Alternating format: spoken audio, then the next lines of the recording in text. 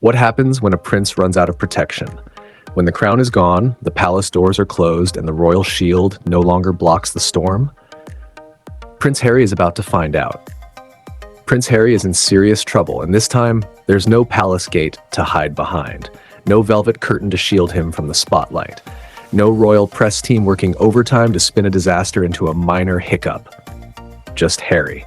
Stripped of ceremony, of safety, of status, standing dead center in the crosshairs of Parliament and the British taxman. The very institutions he once turned his back on are now circling with the precision of a hawk. It all begins with a move that's more than symbolic. The UK Parliament has introduced an actual bill, not a rumor, not a whisper, but a cold hard piece of legislation aimed straight at Harry. If passed, it would legally strip him of the Duke of Sussex title. That one name, Duke of Sussex, isn't just a royal relic. It's a brand. It's what gives him credibility in Hollywood meetings, gets Netflix executives to pick up the phone, and makes publishers slap his name on covers with seven-figure contracts. Take that away, and you've got a man named Harry with no title, no official ties, and no unique value. Just a guy in California trying to make celebrity pay without the royal sprinkle. But Parliament didn't stop there. In an unprecedented move, Harry's name was directly mentioned in the debate. Not a vague royal or former member of the family, not certain individuals. No. One MP took the floor and said it outright.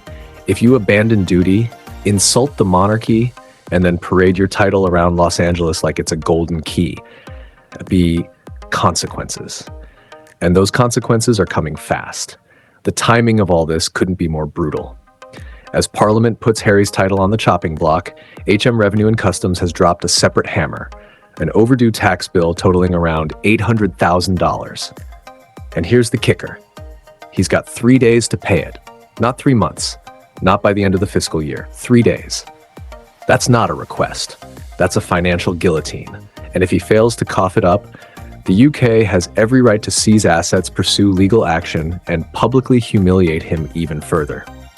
For a man who once stood on palace balconies in military uniform, who flew helicopters in war zones, who married under the glare of the entire planet, it's a steep fall.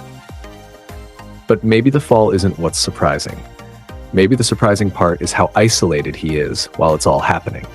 Meghan Markle, silent. The palace, firmly disinterested. Netflix, quietly distancing itself. The British public is hearing the downfall like it's a football match.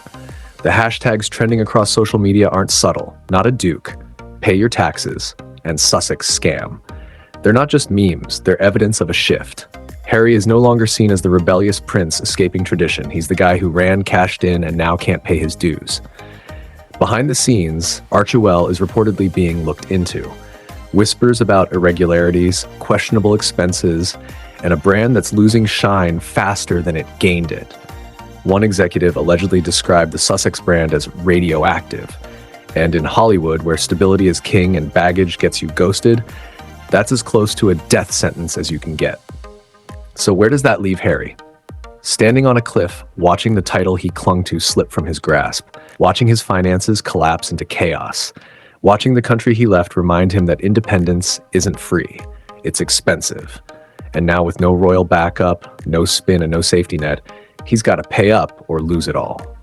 Meghan Markle's silence is starting to echo louder than any public statement ever could. For someone who built a reputation on curated vulnerability, podcast confessions, and Netflix specials drenched in personal narrative, the sudden quiet is jarring.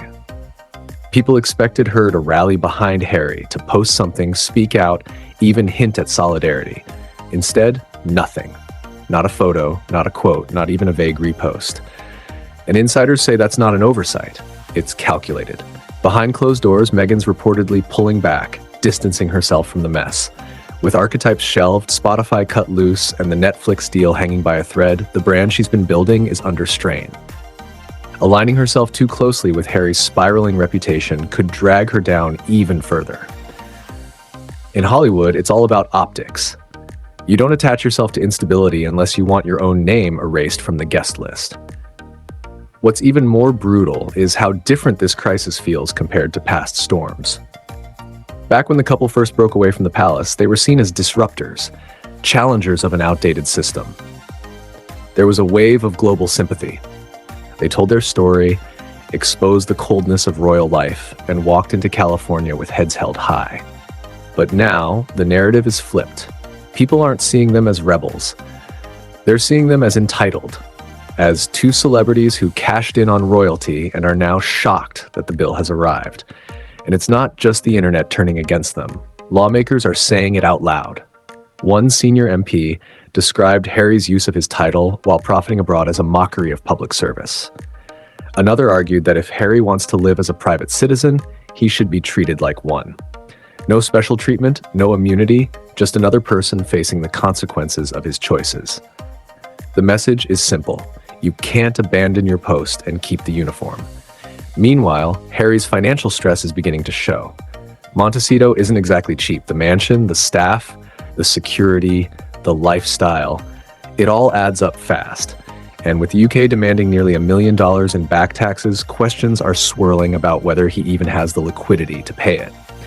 There are murmurs of Netflix reconsidering future projects, whispers that Archewell isn't generating nearly enough to cover the overhead.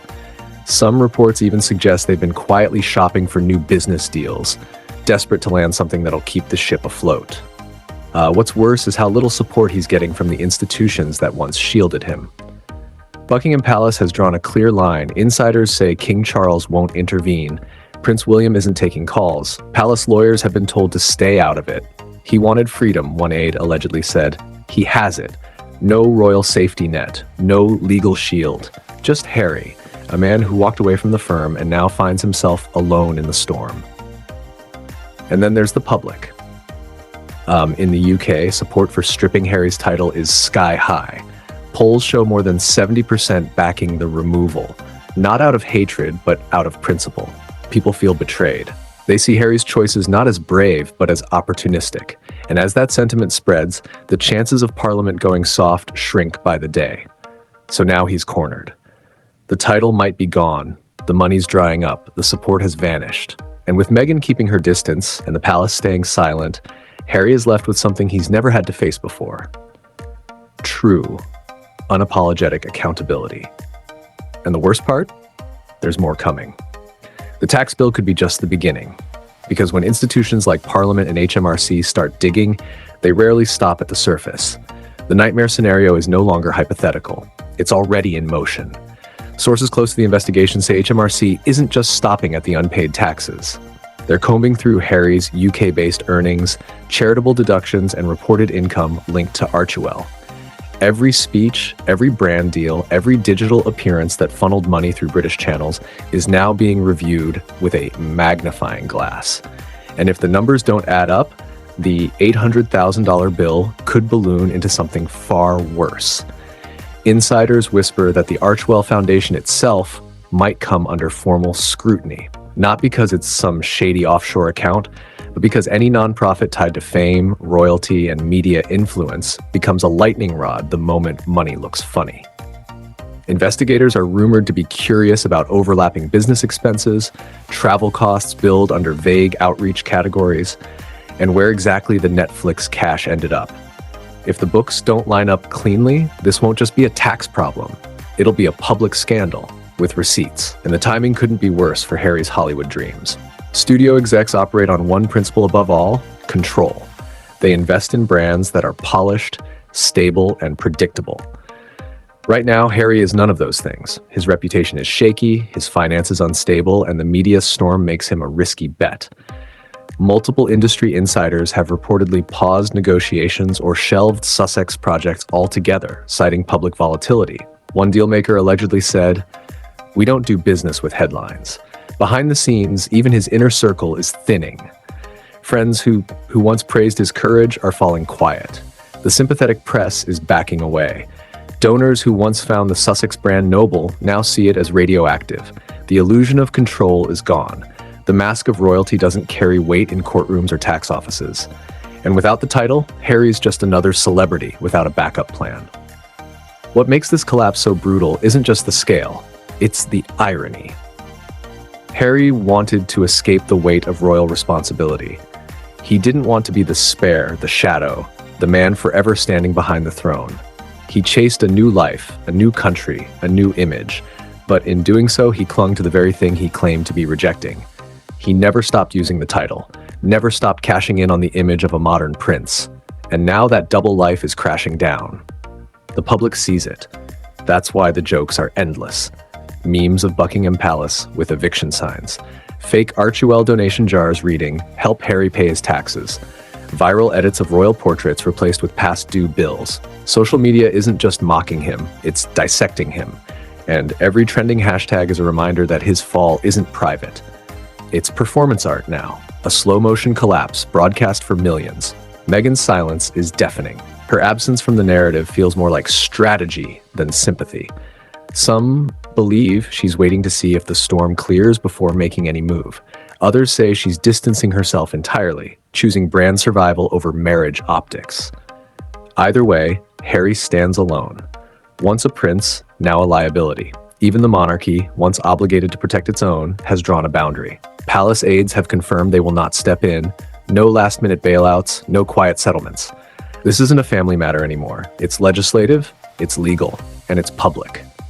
The final blow may not come from Parliament or the press. It may come from within, when Harry realizes that in trading royalty for relevance, he lost both. No title, no cash, no shield, just a man cornered by the country he thought he left behind, facing consequences no crown can stop.